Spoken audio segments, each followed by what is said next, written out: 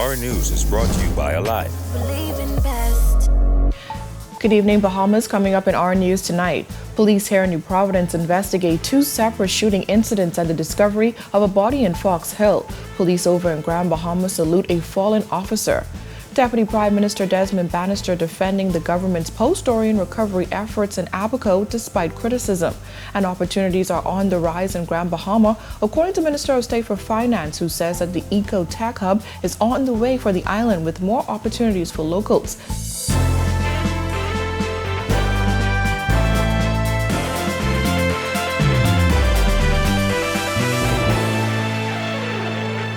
Welcome to our news and thanks for joining us. I'm Georgie O'Bain, topping news tonight. Police here in New Providence investigating two shooting incidents that occurred overnight and the discovery of a body just this morning.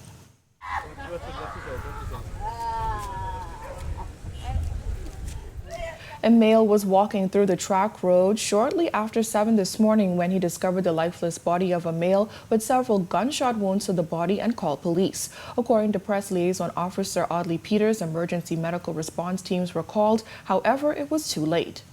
Based on the body, and it appears that the body would have been here for some time. We believe that the young chap is in his mid-20s, early 30s. According to Peters, officers are also investigating two separate shooting incidents that occurred Friday night that left 5 men injured and 2 dead. The first incident taking place on Ambrista Street, Fox Hill, where a man believed to be in his 60s was killed. On the arrival of the officers, they were informed by citizens in the community that a vehicle came through the community. 2 occupants exited the vehicle, brandishing firearms, and discharged it at a group who was gathered outside a residence. 3 of those males were injured. They were taken to hospital via a private vehicle, where one of those individuals later succumbed to his injuries. He's believed to be a person about 60 years old. The second incident taking place on 3rd Street, The Grove, shortly after 9 last night. According to Peters, that incident also resulted in the death of a male and left 3 others hospitalized. A group of persons were gathered outside a residence again, and a dark vehicle approached that residence. 2 masked men armed with firearms discharged those weapons in the direction of the group, hitting 4 persons. Those persons were assisted to the hospital via private vehicle, and one of his victims later succumbed to his injuries. 2 of those persons are listed in stable condition. The 4th one is listed in critical condition. Anyone with information that may assist police with any of these investigations is asked to contact police at 328-TIPS. We're asking persons who may be aware of individuals in possession of firearms to contact their station as well.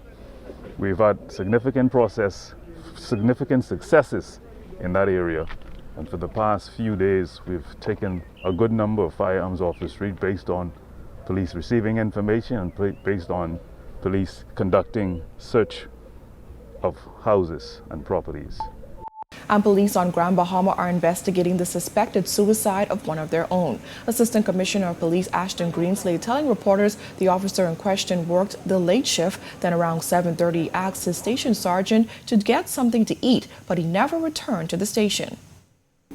The vigilant, competent superintendent, along with his administrative team, immediately launched a search, along with some of the family members, to search for the officer, to no avail. The divisional inspector received a few phone calls where the deceased officer was spotted driving his vehicle. Unfortunately, officers did not locate him. After hours of searching for the officer, the gruesome discovery was made on a track road off the main 8 Mile Road. Responding officers on arrival here, they met the deceased in his vehicle with a single gunshot wound to his right temple, and his service revolver still clutched in his right hand. As his body was removed from the scene, officers lined the street to salute the fallen officer.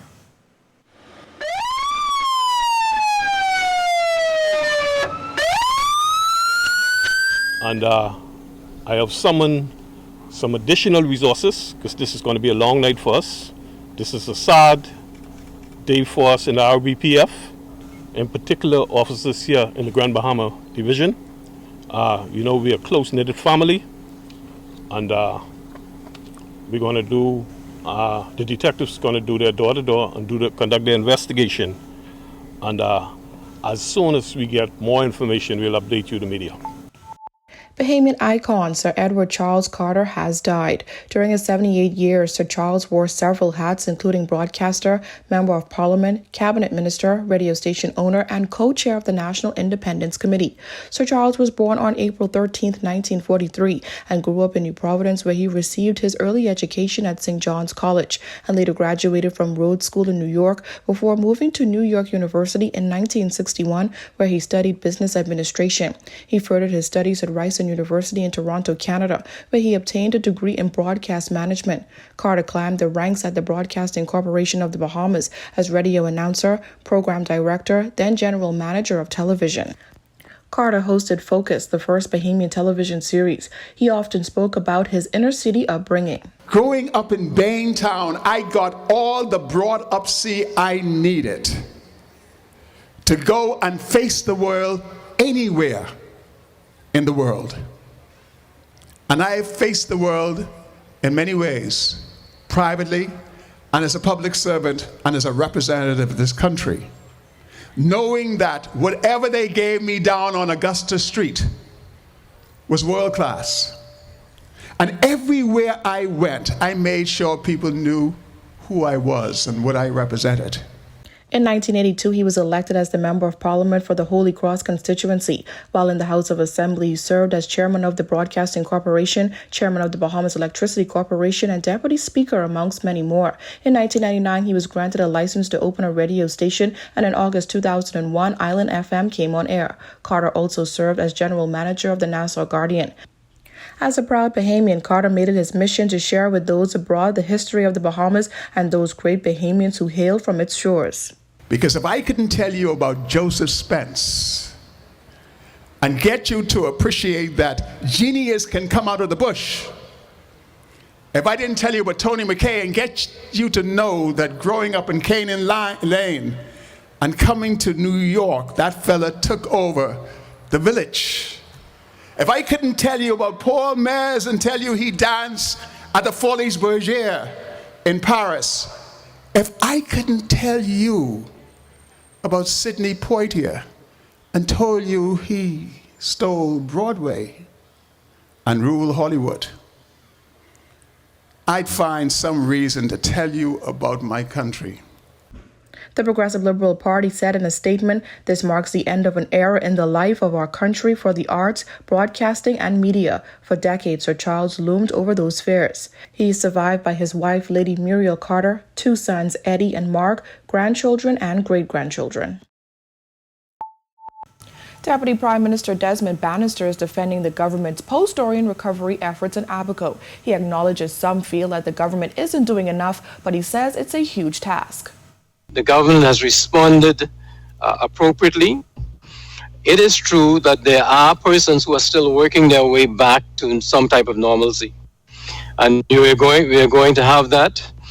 Government is cognizant of their needs, and government is working with them to ensure that they're going to have opportunity. But believe me, getting 4,000 homeowners approved for temporary grants for small home repairs in the financial climate that we have, without raising your taxes, without Jerome Sawyer having to pay 1 extra cent in taxes, is an amazing accomplishment. Abaco was devastated by Hurricane Dorian in September 2019. The storm caused billions of dollars in damage, and the slow rebuilding of the island continues. Bannister was a guest on the record with host Jerome Sawyer earlier this week, where he described some of the government's efforts to protect Abaco and Grand Bahama in the future. Right now, in Central Pines and Abaco, we're developing a multi-million-dollar hurricane shelter and community center, so as to ensure that if there are challenges in the future, Bahamians are going to be able to have an opportunity to shelter properly, which we didn't have in the past. You have right now in Grand Bahama in East Grand Bahama. You have 150 solar lights under construction. We've been reconstructing schools throughout the areas where we have had challenges from Dorian. And interest and support for the creation of a technology hub on Grand Bahama is growing, according to the Minister of State for Finance, Kwesi Thompson. As Jillian Gray tells us, some residents of the second city are excited about the opportunities popping up on that island. It's a plan years in the making, a tech hub on Grand Bahama. The wheels were set in motion in 2018, and Minister of State for Finance Kwesi Thompson says since then they've been building a vibrant ecosystem to help support the tech hub. About putting in place things like the right immigration policies that would need to be in place. So then we did put in place things like the BH-1B visa, which is now in effect. We also had to create different pieces of legislation that would make it attractive for some businesses and tech businesses to come. So we put in place the Commercial Enterprise Act, and we've seen a number of businesses who've been able to take advantage of the Commercial Enterprise Act. The annual Tech Summit helped to get residents introduced and excited about a tech hub, according to Thompson, who says the pandemic has acted as a catalyst that accelerated not only the government's digitization programs, but also the public's interest in technology. He applauded several young entrepreneurs who he says are taking hold of the tech opportunities after receiving training. There are a number of small entrepreneurs who have started their own tech businesses, whether it is in web design, whether it is in software development. Some young people who we've even used in the Office of the Prime Minister to design some of our platforms. In the Department of Technology and Digitization, we've been able to contract some young people to assist us in developing our systems there. Cybersecurity.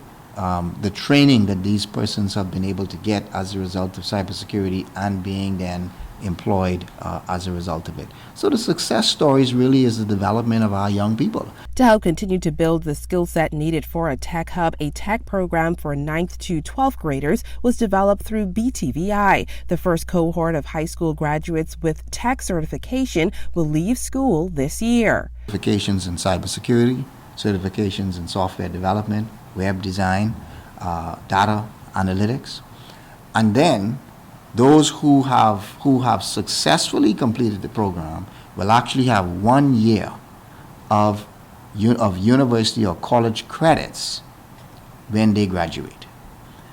They will be able to either go and get into their own business, or they will be able to go into another university, another school, and be able to have 1 year less of work that they'll actually have to do. The SBDC currently provides technology grants for small tech companies, a move Thompson says lends to fostering a strong base for tech entrepreneurs. A partnership with Cisco to provide software development training to young people will also provide jobs, according to Thompson. Those 100, once they have completed, they will be able to take part in Cisco's employment program.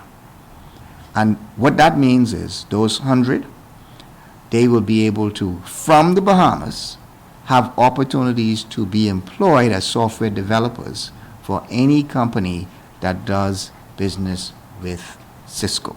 So that provides, again, opportunity, but what it more importantly does, it builds capacity for us in Grand Bahama. Reporting for our News Weekend, I'm Jillian Gray. As time winds down to the start of the 2021 Atlantic hurricane season, a group of environmentalists are doing their part to protect the environment on an island that was no stranger to a monster storm. Over on Grand Bahama, several environmental groups, including members of the Bahamas National Trust, MANG, and Friends of the Environment, are planting mangroves, starting in Romer's Key, East Grand Bahama, which saw significant damage from Hurricane Dorian. Homes, vehicles, and even the mangrove population took a hit as the monster storm remained over Grand Bahama. When you have a storm of the velocity and magnitude of Hurricane Dorian, these mangroves were left leafless in an environment that they were struggling, and they didn't have the energy to regain strength. This plant effort will revitalize the shoreline, bring more ecosystem right back to the environment, and these trees are going to begin sequestering carbon right away. This is where Mang came in. For every product sold, Mang plants a mangrove. South Florida-based founder Kyle Rawson says there is no way the mangroves could have regenerated following Dorian. Yeah, so just to help kickstart this project, we brought 7,500 mangroves over, but the vast majority that we're going to be planting from now on are going to be Bahamian. We're collecting seeds from all over the Bahamas. We have a lot of volunteers on the islands who are collecting seeds from us, and we have 3 nurseries in Grand Bahama right now and 1 in Abaco, and they're all going to be expanded once the seed season comes up. Also on site was Justin Lewis of Bonefish and Tarpon Trust. He stressed the importance of getting the mangrove ecosystem back up and running, especially as the hurricane season approaches. Bahamas National Trust is involved with several different projects surrounding coastal resiliency, building nature-based solutions, as well as just engaging the community. And we're partnering with Bonefish and Tarpon Trust and Mang, and we're actually working to try and build up the resilience of our coastal ecosystems. And this is really, really important work because our mangrove forests, our whiteland coppice forests, and other coastal ecosystems are our front line of defense against storms and flooding and various other threats. Bahamas National Trust Science Officer Jewel Benaby says this initiative is just one aspect of several ongoing programs working to rejuvenate the mangrove population. Still to come on our news, the WHO making some strides this week in collecting excess vaccines for the region. Plus, we'll take a look at why you should make some time for yourself. That's coming up when our news returns. Rev and Alive are moving some things around to save you time. We are officially moving all equipment testing for Rev customers away from the mall at Marathon and to the Kenneth Plaza on Prince Charles and to the Southwest Plaza. You can still pay your Rev bill at any Alive location and enjoy customer support at our Prince Charles, Harbor Bay, Southwest, and Cable Beach locations. For more information on Rev service locations, please visit rev.bs/contact. You're watching our news. Welcome back. 2021 is on track to become more deadly than 2020 in terms of COVID-19 related deaths. That's according to the director of the World Health Organization, who slammed rich countries who continue to hoard excess vaccines. Director of the World Health Organization expressing concern that 2021 is on track to be more deadly than 2020 in regards to the COVID-19 pandemic. The comments coming during Friday's press briefing as Director Tedros Ghebreyesus called on all countries to use a dual protection system. He says safety measures and vaccination must go hand in hand, and there is no longer an option between the two. COVID-19 has already cost more than 3.3 million lives, and we're on track for the second year of this pandemic to be far more deadly than the first. Saving lives and livelihoods with a combination of public health measures and vaccination, not one or the other, is the only way out of the pandemic. Vaccine supply remains a key challenge. Rich countries bought the majority of the vaccines and are now moving to vaccinate low-risk groups such as children and adolescents. On Thursday, the United States Centers for Disease Control authorized the use of the Pfizer COVID-19 vaccine for adolescents between 12 and 15 years of age. The WHO director is frowning on the move, asking countries instead to donate excess vaccines to the COVAX facility, which will ensure that it gets to those countries most in need. The fact that so many are still not protected is a sad reflection on the gross distortion in access to vaccines across the globe. Last September, in The Economist, we warned about the threat of vaccine nationalism, and some said we were being alarmist. In January, I spoke about the potential unfolding of a moral catastrophe. Unfortunately, we're now witnessing this play out. Despite lamenting his concern over vaccine inequality, the WHO director says he also received some good news this week. But this week, I have been pleased to see leaders and manufacturers working to address some of these issues. First, there have been a number of new country announcements about sharing vaccines with COVAX, which is the fastest way to ensure equitable rollout of vaccines. Second, new deals involving tech transfer and sharing of know-how between international manufacturers to scale up vaccine production has been announced. Well, the pandemic has led to the emergence of new industries, new side hustles, and even new words in our vernacular, among them mom guilt. Tonight, our Christina Dragovich speaks with one mom who is encouraging others to enjoy the ride. It's the feeling that you're just not doing enough or not doing motherhood right. Some moms felt it more than others during the first year of the pandemic, a time when uncertainty, stress, and anxiety were high. Kiani Thomas is a mom who's doing it all. I'm a wife, a mom. I'm a business development manager for a beverage portfolio for both the Bahamas and Turks and Caicos. As a side hustle, I'm a mommy, blogger, and influencer. She was 7 months pregnant when the lockdowns began. She went from setting her own hours to being stuck at home for days. She didn't have access to her support system like she did before social distancing. Over the last couple of months with the pandemic, that was not the case because everyone tried to stay in their silos. Like many women who gave birth during the pandemic, the focus was also on the well-being of her children. Their first question was, how's the baby? Well, while I know that's important, no, there was no one checking up on me to see how I was doing. But Thomas found that a simple shift in mindset helped to ease the burden of doing it all. For me, that looked like going outside without the kids for a couple of minutes and drinking a glass of wine. It also looked like taking a longer shower because you're a mom, so I'm sure you know, taking a shower, although it seems like a very simple thing, trying to do it with children is not so simple. Now she makes self-care a priority with the help of her village. Ensuring that, you are in your top shape in order to give back to your family, that's your kids and your husbands, because it's impossible for us to pour from an empty glass. So making sure that we say no to mom guilt, and on a weekly, daily, however often it's needed, we are taking time out for ourselves. May is Mental Health Awareness Month, a reminder that mental health is health too. In the meantime, Thomas invites moms of all ages to keep a positive outlook. Follow me for more exciting ways on how you can enjoy life as a mom. For our news, I'm Christina Dragovich. You can find Key the Mama Bee on her blog and on Instagram. Well, when our news comes back from the break, the Salvation Army gears up to blow out the candles as they celebrate their 90th birthday here in the Bahamas. We have the details when our news returns.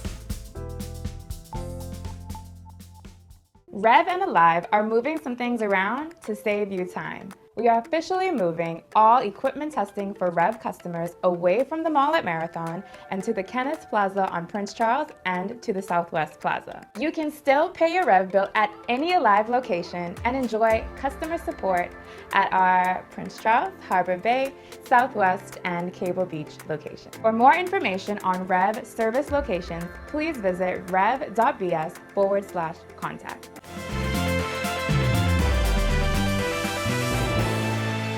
Well, the Salvation Army has a reason to celebrate. Well, actually 90 reasons to celebrate as they mark the 90th year of the organization has served here in the Bahamas. It all began on May 3, 1931, according to Divisional Commander Major Clarence Ingram, when Territorial Commander of the Salvation Army in the Caribbean, Colonel Mary Booth, made her way to these 700 islands and keys and immediately noticed a need for social service care. There was an officer came from London, England, Mary Booth, who was doing a tour of the Caribbean, and she was in Bahamas, and her plus 2 other officers came, of course, by boat from Bermuda to the Bahamas. When she arrived here, she realized that there was a significant need, certainly for social services and those types of things at that time. That was in May 1931. Well received, Booth began her work immediately and set up a center extending outreach missions into local communities. Fast forward to 2021, the work of the Salvation Army continues.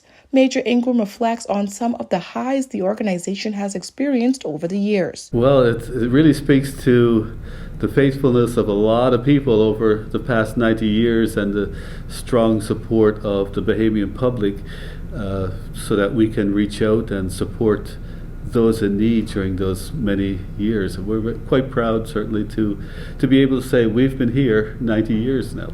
The organization has also been challenged, especially with Hurricane Dorian and the pandemic. Ingram thanks members of the public for rallying around the Salvation Army to help those most vulnerable. Despite the challenges, Major Ingram says the organization is looking forward to celebrating this milestone post-pandemic. When I look back over the history, I think the starting of the School for the Blind, the starting of the Blind Persons Workshop, the after-school program, the expansion, into disaster services, those things certainly are very significant.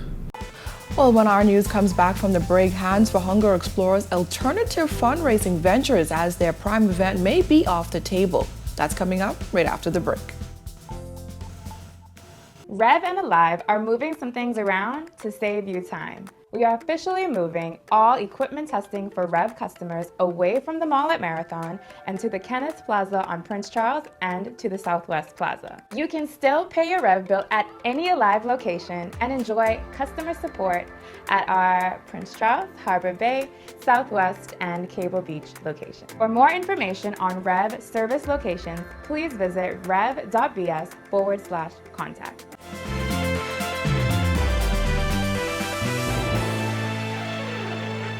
The Paradise Plates fundraiser boasts some of the best flavors of the country, while also serving as Hands for Hunger's single largest annual fundraiser. But due to the COVID-19 pandemic, this may be the second year in a row that the team may be forced to forego its main event.